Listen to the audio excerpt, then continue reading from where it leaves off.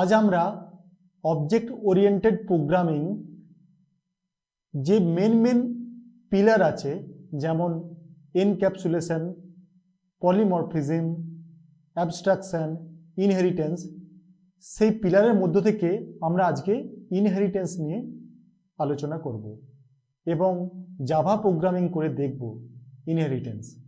তো আমি প্রথমেই একটা প্রশ্ন তোমাদের করতে চাই। যেমন ধরো, তোমাদের যে এক্সিস্টিং বাড়ি আছে, যে বাড়িতে তুমি থাকো, সেই বাড়িতে সাপোজ 10টা রুম আছে।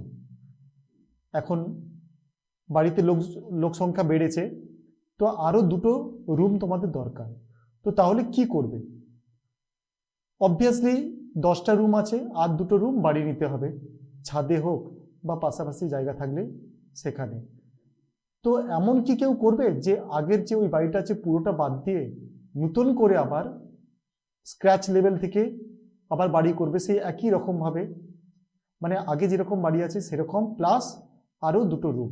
সেটা অবশ্যই করাটা খুব একটা মানে বুদ্ধিমানের কিছু তেমন হচ্ছে না। দেখো এখানে কি হবে, এখানে তোমার আরও বেশি টাইম লাগবে, আরও সবই তোমার মানে টাইম লাগবে, টাকা লাগবে, অনেক কিছু তোমার এক্সট্রা অনেক সময় লাগবে, নষ্ট হবে। তো দেখো ইনহেরিটেন্সের যে লক্ষ্য সেটাও তাই। আমরা যখন কোনো একটা ক্লাস তৈরি করব, তখন যে সমস্ত প্রপার্টি, যে সমস্ত মেথড লাগবে, সেগুলো যদি এক্সিস্টিং কোনো ক্লাসের মধ্যে আমরা অলরেডি পেয়ে যাই, তাহলে সেই ক্লাসটাকে আমরা আমাদের যে নতুন ক্লাস তৈরি করব তার সাথে আমরা অ্যাটাচ করে নেব, মানে ইনহেরিট করে নেব, এবং তার সাথে এক্সট্রা যে আমাদের ফিচার্স লাগবে, যে এক্সট্রা যে ফাংশন লাগবে, প্রপার্টি লাগবে, সেগুলো আমরা তার সাথে অ্যাড করব। এইটাই ইনহেরিটেন্সের মেন লক্ষ্য।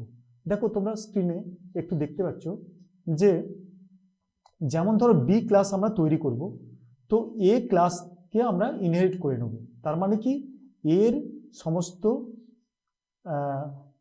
ফিল্ড, মেথড, এগুলো আমরা বি এর মধ্যে পেয়ে যাব। এরপর যে এক্সট্রা যে নতুন ফিচার্স আমাদের লাগবে, নতুন ফিল্ড বা মেথড লাগবে, সেটা আমরা বি এর মধ্যে আলাদা করে অ্যাড করব। এটাই ইনহেরিটেন্সের মেন লক্ষ্য। দেখো তোমাদের প্রথমে একটা ছোট প্রোগ্রাম দিয়ে ব্যাপারটা দেখাচ্ছি। যেমন ধরো এখানে একটা ক্যালকুলেটর বানানো হয়েছে। ক্যালকুলেটরে কি হবে? প্লাস হবে, মানে কি অ্যাডিশন হবে, সাবট্রাকশন হবে, মাল্টিপ্লিকেশন হবে, ডিভিশন হবে, ঠিক আছে? তো দেখো একটা ক্লাস অলরেডি রয়েছে, দেখতে পাচ্ছ ক্লাসটার নাম কি?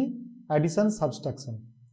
ওকে, এই ক্লাসের মধ্যে 2টো ফাংশন আছে, একটা হচ্ছে অ্যাডিশন আর একটা হচ্ছে সাবট্রাকশন। তো অ্যাডিশন কি করবে? অ্যাড করবে, যোগ করবে, সাবট্রাকশন বিয়োগ করবে। এই ক্লাসটা অলরেডি রয়েছে। এবার এখানে কি মাল্টিপ্লিকেশন আর ডিভিশন ছিল না, তো মাল্টিপ্লিকেশন আর ডিভিশন করার জন্য তুমি একটা ক্লাস তৈরি করলে, তো এর মধ্যে তুমি মাল্টিপ্লিকেশন আর ডিভিশন করলে, কিন্তু অ্যাডিশন সাবট্রাকশন তো এর মধ্যে নেই, তাহলে আবার সেম জিনিস তোমাকে এর মধ্যে লিখতে হবে। সেইটা না করে তুমি যেটা কি করলে, যে এই ক্লাসটা মানে অ্যাডিশন সাবট্রাকশন ক্লাসটা, সেটা তুমি এই ক্লাসে ইনহেরিট করে নিলে। দেখো এক্সটেন্ড করে ওটা শুধু অ্যাড করে নিলাম। তাহলে বলো যে এই যে মাল্টিপ্লিকেশন ডিভিশন এই ক্লাসটা, এর মধ্যে আমি 4টে ফিচার পেলাম, 4টে ফাংশন পেলাম কি পেলাম না? এই দুটো তো পেয়ে গেলাম, যেহেতু আমি এটা এক্সটেন্ড করেছি। তাহলে অ্যাডিশন, সাবট্রাকশন, সেই সাথে মাল্টিপ্লিকেশন আর ডিভিশন, এই 4টে আমি পেয়ে গেলাম।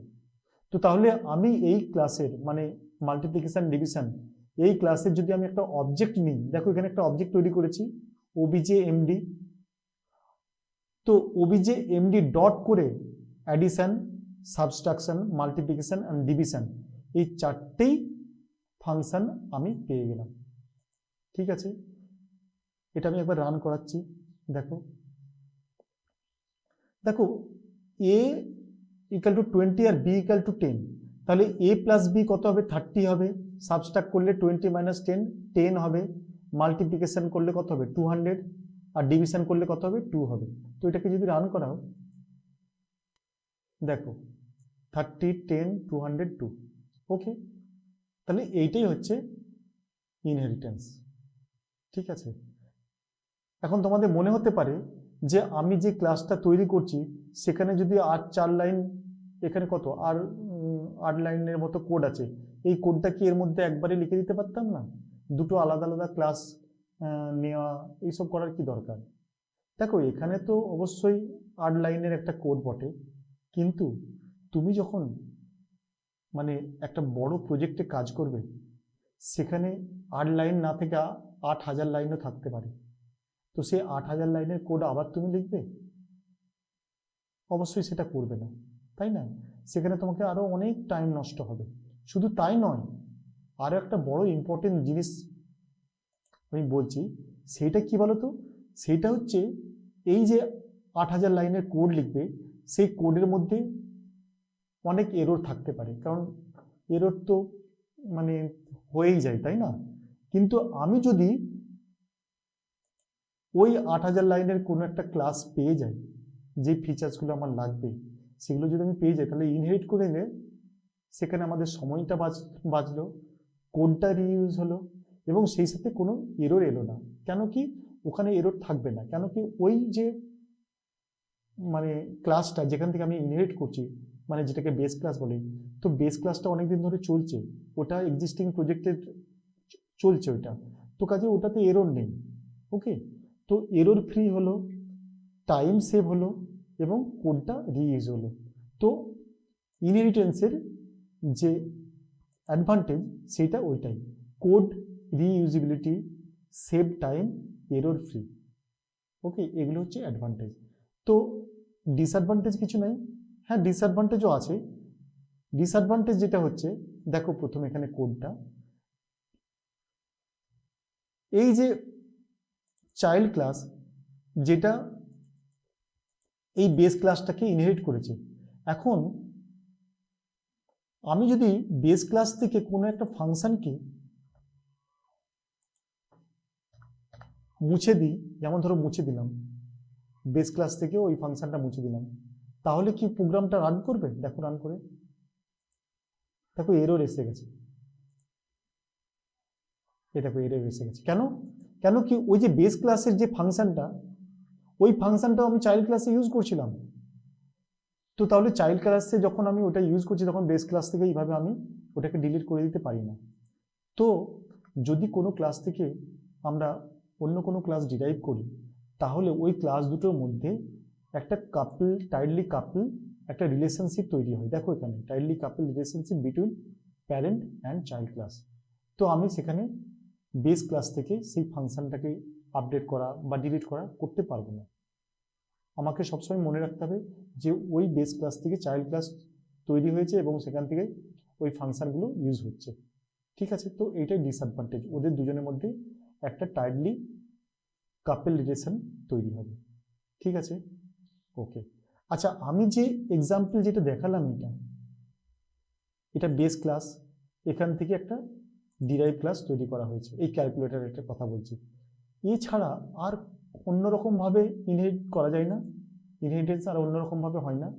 এটা বেস ক্লাস থেকে একটা চাইল্ড ক্লাস তৈরি হলো, এছাড়া কি আর অন্য কোনো রকমভাবে ইনহেরিটেন্স হয় না? হয়। দেখো ইনফ্যাক্ট এইটাকে বলা হয় সিম্পল বা সিঙ্গেল ইনহেরিটেন্স। এছাড়া কি কি হতে পারে? এছাড়া যেটা হতে পারে, দেখো স্ক্রিনে, মাল্টি লেভেল ইনহেরিটেন্স হতে পারে, হায়ারার্চিক্যাল ইনহেরিটেন্স হতে পারে। মাল্টি লেভেল কি মানে, ক্লাস এ মানে বেস ক্লাস থেকে ডিরাইভ ক্লাস তৈরি হলো, আবার সেই ক্লাস থেকে আরেকটা ক্লাস তৈরি হলো। ওকে, বা এরপরেও আরেকটা তৈরি হবে, পরপর একটা থেকে একটা, তারপর থেকে আরেকটা, তারপর থেকে আরেকটা, এরকম। এটা হচ্ছে মাল্টি লেভেল ইনহেরিটেন্স। আর হায়ারার্কিক্যাল ইনহেরিটেন্স কোনটাকে বলে? কোনো একটা ক্লাস যদি অনেকগুলো আলাদা আলাদা ক্লাস ইনহেরিট করে, একটা একটা করে আমরা দেখব। দেখো প্রথমে আমরা মাল্টি লেভেল ইনহেরিটেন্স একটা দেখে নিই। মাল্টি লেভেল ইনহেরিটেন্স, দেখো এখানে দেখো ক্লাস এ এখান থেকে ইনহেরিট করে ক্লাস বি তৈরি করা হয়েছে, দেখতে পাচ্ছ? আবার সেখান থেকে মানে বি থেকে সি তৈরি করা হচ্ছে, তার মানে সি এর মধ্যে এ মানে এই মেথড এ পাবো, মেথড বি পাবো, ইনফ্যাক্ট মেথড সি, তিনটে মেথডই এই ক্লাস সি এর মধ্যে পাবো। দেখো একটা অবজেক্ট তৈরি করেছি ক্লাস সি এর, এবার সেখান থেকে ওই অবজেক্টটা ডট করে এই তিনটে মেথডই আমি পাবো এবং সেই তিনটে মেথডকে কল করেছি। ঠিক আছে, এটাকে আবার রান করে দেখে যাচ্ছি। রান করলে কি হবে, class A method, class B method, class C method, এটা বলবে। রান করো,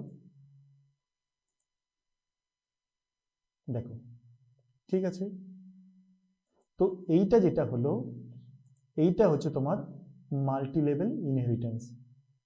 ওকে, আচ্ছা হায়ারার্চিক্যাল ইনহেরিটেন্সের একটা তোমাদের এক্সাম্পল দেখাই। যেমন ধরো, দেখো এখানে একটা ক্লাস বেস ক্লাসটাকে ডিরাইভ ক্লাস 1 নামে একটা ক্লাস ইনহেরিট করেছে, আবার ডিরাইভ ক্লাস 2 নামে আবার ওই ক্লাসটাকে মানে বেস ক্লাসটাকে ইনহেরিট করেছে। মানে কি, এই ক্লাসটাকে বেস ক্লাসটাকে ডিরাইভ ক্লাস 1ও করেছে, ডিরাইভ ক্লাস 2ও করেছে। তো এটা একটা হায়ারার্চিক্যাল ইনহেরিটেন্সের একটা এক্সাম্পল। এবার এখানে রান করাও, দেখো ডিরাইভ ক্লাস 1 এর মধ্যে আমরা কি পাবো, ডিরাইভ ক্লাস 1 এর মধ্যে মেথড এও পাবো আর মেথড বি পাবো, তাই না? মেথড এ পাবো, মেথড বি পাবো। আর ডিরাইভ ক্লাস 2 এর মধ্যে কি পাবো, মেথড এ পাবো, এটাও কমন, আর মেথড সি পাবো। কেন বলো তো, কেন কি বেস ক্লাসটাকে দুজনে ইনহেরিট করছে, তো সেই জন্য এই বেস ক্লাসের মধ্যে যে মেথডটা আছে মেথডে, সেটা দুটোর মধ্যেই কমন হবে। ঠিক আছে, আর ডিরাইভ ক্লাস এর মধ্যে যেটা করেছি, ডিরাইভ ক্লাস 1 এর মধ্যে মেথড বি, সেটা শুধু এর মধ্যেই থাকবে। আর ডিরাইভ ক্লাস 2 এর মধ্যে যে মেথডটা আছে মেথড সি, সেটা শুধু ডিরাইভ ক্লাস 2 এর মধ্যেই থাকবে। ওকে, আচ্ছা দেখো এবার ডিরাইভ ক্লাস 1 এর একটা অবজেক্ট নিয়েছি obj1, তাহলে এর মধ্যে কোন কোন দুটো ফাংশন মেথড থাকবে, মেথড এ আর মেথড বি। ঠিক আছে, এবার দেখো ডিরাইভ ক্লাস 2 এর একটা অবজেক্ট নিয়েছি, এর মধ্যে কি কি থাকবে, মেথড এ আর মেথড সি। বুঝতে পেরেছো তো? এটা একটু রান করে দেখাচ্ছি। দেখো এই প্রথম দুটো থেকে মেথড এ মেথড বি থেকে এই দুটো আউটপুট এলো, আর এখান থেকে যেই দুটো এলো মানে ডিরাইভ ক্লাস 2 এর যে অবজেক্ট থেকে, এখান থেকে মেথড এ মেথড সি, সেই জন্য এই দুটো এলো। ওকে, আশা করি বুঝতে পেরেছো। ঠিক আছে, এছাড়া আর কি ইনহেরিটেন্স, আর কি রকম টাইপের ইনহেরিটেন্স হতে পারে, সেইটা হচ্ছে মাল্টিপল ইনহেরিটেন্স আর হাইব্রিড ইনহেরিটেন্স। মাল্টিপল ইনহেরিটেন্স মানে কি না, ক্লাস এ আর ক্লাস বি দুটো আলাদা আলাদা ক্লাস, বেস ক্লাস আছে, সেখান থেকে যদি ক্লাস সি তৈরি করা যায়, সেটাকে বলে মাল্টিপল ইনহেরিটেন্স, যেটা জাভাতে সাপোর্ট করে না। জাভাতে এটা সাপোর্ট করে না। ঠিক আছে, দেখো মাল্টিপল ইনহেরিটেন্সই সাপোর্ট যখন করে না, আর হাইব্রিড সেটাও তো করবে না, কেন কি এই পোর্শনটা দেখো, এই পোর্শনটা তো সেই মাল্টিপল ইনহেরিটেন্স না। তো এই দু টাইপের ইনহেরিটেন্স জাভাতে সাপোর্ট হয় না। ঠিক আছে, এবার কেন হয় না, দেখো কেন হয় না তার কারণ হচ্ছে, যেমন ধরো ক্লাস এ আর ক্লাস বি, এই দুটো ক্লাসের মধ্যেই সেম ফাংশন আছে, একটা ফাংশন আছে দুটো ক্লাসের মধ্যেই সেম। যেমন ধরো ডিসপ্লে বলে একটা ফাংশন আছে, এ এর মধ্যেও আছে, ক্লাস এ এর মধ্যেও আছে, ক্লাস বি এর মধ্যেও আছে। তাহলে তো এখানে দু কপি চলে আসবে নাকি ক্লাস সি এর মধ্যে, বা যদি এক কপি আসে, কোনটা কার, ওই ওই যে ফাংশনটা কার, ক্লাস এ না ক্লাস বি, তো কম্পাইলারের কাছে সেটা একটা বুঝতে পারবে না, সেটা একটা প্রবলেমেটিক। তো সেই জন্য মাল্টিপল ইনহেরিটেন্স সাপোর্ট করে না। এই প্রবলেমটাকে বলে ইনফ্যাক্ট ডায়মন্ড প্রবলেম। ঠিক আছে, এই প্রবলেমটাকে বলা হয় ডায়মন্ড প্রবলেম। এই দেখো, যেমন ধরো মাদার আর ফাদার, এই দুটো হচ্ছে ক্লাস আছে বেস ক্লাস, সেখান থেকে চাইল্ড একটা ক্লাস তৈরি করা হয়েছে। তো এখানে ডিসপ্লে বলে মাদারের মধ্যে একটা ক্লাস আছে, একটা ফাংশন আছে, আর সেম ফাংশন ফাদারের মধ্যেও আছে। তাহলে চাইল্ডের মধ্যে কোন ফাংশনটা কল হবে, চাইল্ডের মধ্যে দুটো ফাংশনই চলে আসবে। তো এটা একটা প্রবলেমেটিক, কোনটা কল করব বোঝা মুশকিল। তো এই প্রবলেমটাকে বলা হয় ডায়মন্ড প্রবলেম। তো এই প্রবলেমটাকে কি কোনোভাবে সলভ করা যায় না? হ্যাঁ, সলভ করা যায়। সেখানে ক্লাস না, মাল্টিপল ইনহেরিটেন্স ক্লাস দিয়ে করলে হবে না, ইন্টারফেস দিয়ে করতে হয়। সেটা নিয়ে আমি পরে কোনো ভিডিওতে আলোচনা করব, ইন্টারফেস দিয়ে কিভাবে মাল্টিপল ইনহেরিটেন্স জাভাতে করা যাবে। ওকে, আচ্ছা, তো মাল্টি লেভেল ইনহেরিটেন্স তোমাদের দেখালাম, হায়ারার্চিক্যাল ইনহেরিটেন্স তোমাদের দেখালাম। আচ্ছা, এবার মাল্টিপল ইনহেরিটেন্স যে সত্যি সাপোর্ট করে না সেটা একটা প্রোগ্রামের সাহায্যে দেখানোর চেষ্টা করছি। দেখো, মাল্টিপল ইনহেরিটেন্স এখানে কি করেছি, এই দেখো ফাদার আর এই দেখো মাদার। ওকে, ফাদার আর মাদার দুটো বেস ক্লাস, দুটোর মধ্যেই সেম ফাংশন আছে, ডিসপ্লে। এইবার যখন তুমি চাইল্ড ক্লাসের মধ্যে father as well as mother দুটোকে যদি ইনহেরিট করার চেষ্টা করো, ফাদার আর মাদার, দেখো এখানে এরর দিয়ে দিচ্ছি, এটা সাপোর্ট করছে না। ঠিক আছে, তো সেই জন্য মাল্টিপল ইনহেরিটেন্স জাভা সাপোর্ট করে না। এটা করতে গেলে ইন্টারফেস দিয়ে করতে হবে। ঠিক আছে, আচ্ছা, আমি একটা এর সাথে একটা মানে ইন্টারভিউ যে কোশ্চেনগুলো করে সেরকম একটা কোশ্চেন তোমাদের যেটা প্রায় করে সেটা একটু আলোচনা করছি। যেমন ধরো ক্লাস এ এর মধ্যে এটা কি বলে, এটা কনস্ট্রাক্টর বলে, তাই তো, এটা কনস্ট্রাক্টর একটা। তো ক্লাস এর মধ্যে একটা কনস্ট্রাক্টর রয়েছে, ক্লাস বি এর মধ্যে বি একটা কনস্ট্রাক্টর রয়েছে। দেখো ওই বিটা আবার এটাকে ইনহেরিট করেছে, আবার সি যে ক্লাস সেটা বি কে ইনহেরিট করেছে, আর প্রত্যেকের মধ্যে একটা করে কনস্ট্রাক্টর রয়েছে। ঠিক আছে, এ এর মধ্যে একটা কনস্ট্রাক্টর রয়েছে, বি এর মধ্যে একটা কনস্ট্রাক্টর রয়েছে, সি এর মধ্যে একটা কনস্ট্রাক্টর রয়েছে।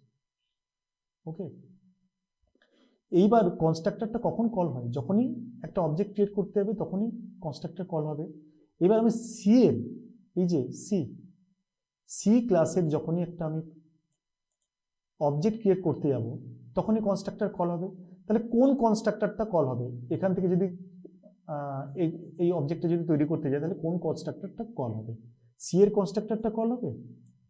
আবার সিটা তো বি থেকে তৈরি করেছে, নাকি বি এরটা তৈরি হবে, নাকি এ এরটা তৈরি হবে, কারণ কি বি আবার এ কে কল করেছে।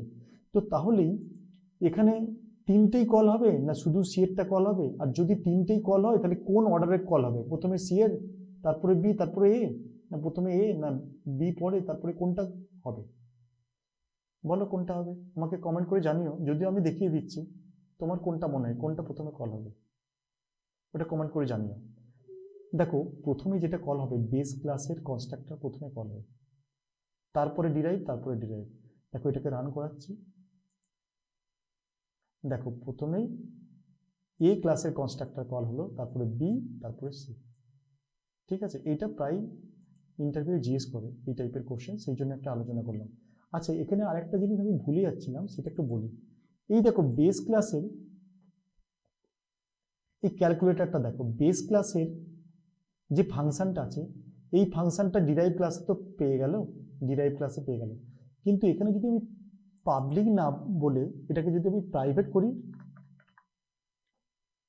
প্রাইভেট যদি করি তাহলেও কি এই বেস ক্লাসের এই ফাংশনটা ডিরাইভ ক্লাসে পাবে?